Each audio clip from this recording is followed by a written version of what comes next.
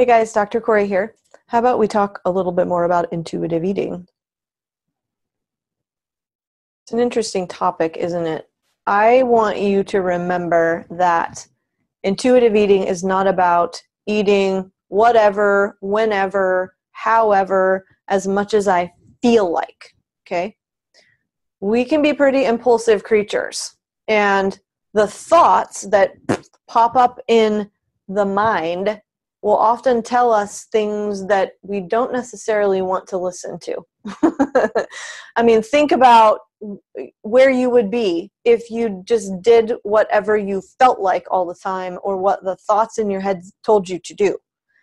You know, instead, we bring to the forefront of our awareness our innermost desires, our dreams, the things that are most important to us so that we can make wise, skillful, thoughtful decisions in an appropriate direction.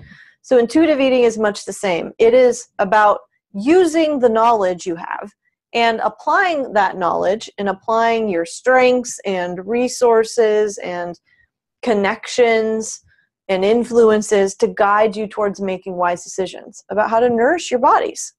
So it's not impulsive or gluttonous. In fact, another principle of intuitive eating is that we respect fullness.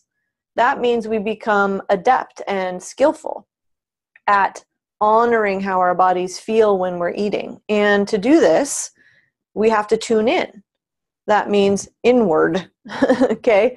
We have to eat mindfully, practice mindfulness while we're eating, and be willing to pause to really take an assessment of our physical satisfaction.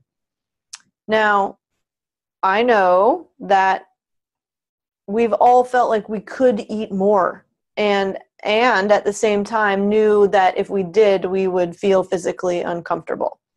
I know too that all of us have eaten past that point of physical comfort, and it feels pretty bad after that happens. And we ask ourselves, why did I do that? I wish I wouldn't do that anymore. It's important to pay attention to those thoughts that come up and really key in on the sensations of the body and that discomfort that you feel to prevent it from happening again. But so we practice honoring the cues that tell us to stop. On the flip side, intuitive eating is also about honoring hunger, okay? Now, the diet mentality, it sets specific times for you to consume meals or not consume meals. For example, don't eat after, fill in the blank. It's clock driven. It's very systematic. And that clock is not set to your biorhythms. It's not calibrated to, your schedule and your exercise and when you're most active. If at noon, for example, I'm not hungry, should I eat because it's noon? If at 4 p.m. I'm ready for dinner, should I wait until 7?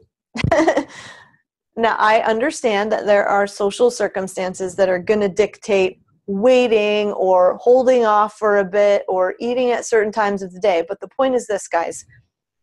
You have a choice, and you can begin paying attention to what feels best to you.